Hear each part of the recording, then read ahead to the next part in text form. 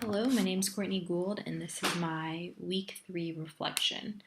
So, after reading the chapters and the provided readings, there were 5 things that really stuck out to me. The first thing was the Sheltered Instruction Observation Protocol Model, so the SIOP checklist. And I thought this was really great and something that would be, really important when you have a classroom with English learning students in it, because it really assists the teacher to integrate academic language development into lessons, allowing students to learn and practice English in the school content. And this is something that we need to do. We need to make sure that we're doing things effectively, and going through this checklist can help us understand where we need to improve or what we're doing right. So the checklist has 8 sections, I believe, and those sections are lesson preparedness. So make sure that your lesson is clearly defined. The content and the language objectives are very clear. Your students know what's going on. You need to build a background, so link it with your students' background and things that they've learned in the past. This is going to help them really get into the lesson. Comprehensive input, so speech appropriateness for the student, so you can't be doing things on a level that they're not at, and it needs to be clear so that they're able to understand it. So strategy, so make sure you're using a variety of questions, allow students to use strategies themselves so they can practice everything. Interaction, so make sure there's group, everything's very clarified. Give them ample response time. If you ask a question and then immediately expect an answer and don't give them time to respond, then they're not going to be able to learn anything from it. So practice and applications. Be hands-on with your students, integrate their language skills, and then lesson delivery. So make sure your students are engaged, make sure the pace is appropriate. You can't be moving too quick or they won't be catching on to anything. And make sure your objectives are supported and clear. And then for review and assessment, so make sure you review the vocabulary, the content that you went over to make sure that it really stuck and they got something out of it.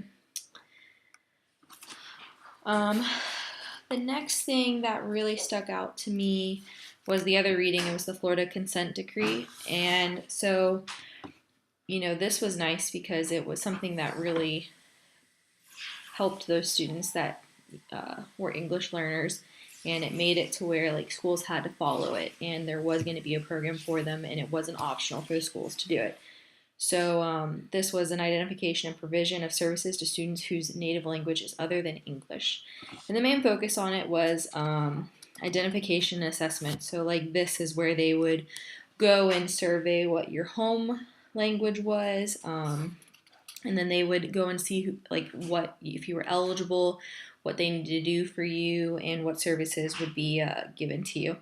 The next was equal access to appropriate programming. So this was if you were qualified for this program, you would be able to get into everything that was needed. So if you needed to be an intensive English unit or have instructions in basic subjects in your native language, just math, science, or social sciences were given to you.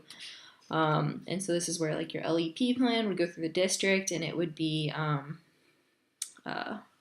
created and then followed by the school. The next thing was the equal access to appropriate categorical and other programming for limited English proficiency, LEP students. So this is where students can't not give a student the services needed because of the level they were at. They have to give it no matter what. And that even if the services weren't necessarily offered at all times of the day, so before, during, or after school, that they would still be given to the student if needed. The fourth thing was personnel. So all the teachers would be qualified and be able to teach the student to the fullest ability needed. They would need to have a certification that was current and have to be able to prove that.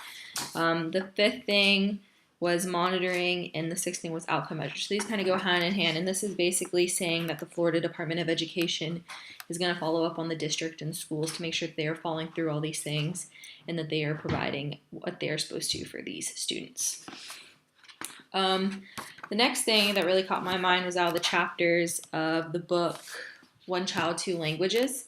And the first thing was the education setting and like how there were the different types of classrooms. So like the first language classroom where the teacher was a native speaker in that language, the students were a native speaker in that language, and the classroom, all of that interaction was in that language. And the outcome was to only advance in that language and not English. So if the student is a Spanish speaker, then the teacher only speaks Spanish, the student only speaks Spanish, and everything they do is in Spanish. And then they're working on just furthering their understanding in Spanish.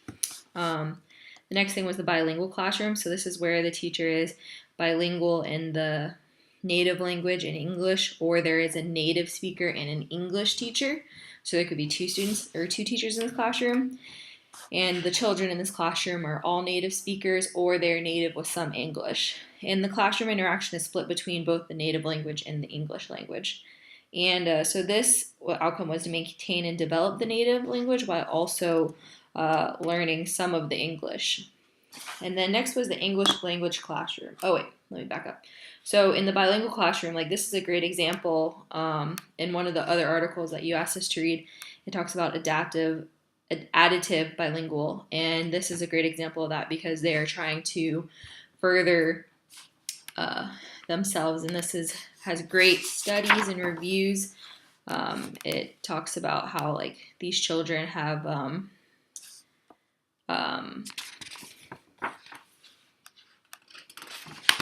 where is it?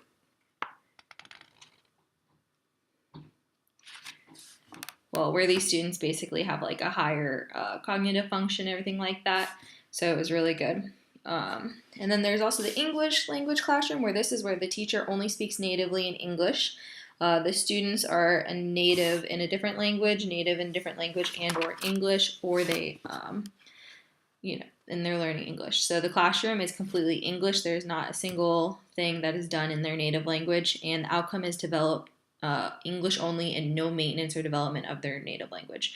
So this would be like an example of the subtractive bilingualism, where it is to completely flush out the first language and make the second language a priority, and they end up not remembering their first language. The next thing that stuck out to me was still from the One Child, Two Language books, and that was the first language acquisition. So like this is something that they basically like children develop from birth, and it's like they get the basic skills for it around 5 years old, and it's where they're learning like their native language. And there's 5 pieces of that puzzle. There's phonology, the sound of the language, vocabulary, words of the language, grammar, new words are put together to make sentences in language, and discourse, how sentences are put together, for stories, arguments, and explaining how something would work. In order to be a native language speaker in this, they have to be able to do all 5 of these things. And I think this is basically what most of us are, or at least it's what I am. The next one was the second language acquisition, where a child develops 2 languages at once. There's 2 types of this. So there's a simultaneous acquisition. Children are exposed at birth to 2 different languages. And there was an example in the book where a lady spoke to her kids only in German, and her husband spoke to them only in Italian. And they were able to keep the languages separate, but still learn them at the same time, so they were bilingual. And this has great social and cognitive benefits. And there was also sequential acquisition. So this is where the native language, so someone knows Spanish and they end up going to a school, and the language is English there, and that's where they're being taught English. So it's not the same thing. So they're, made to learn a new language. And some students do really well with this and some don't. So if their language in a native language is already developed, then the student has to just learn to understand the new language, not figure out what language is, which is a positive thing.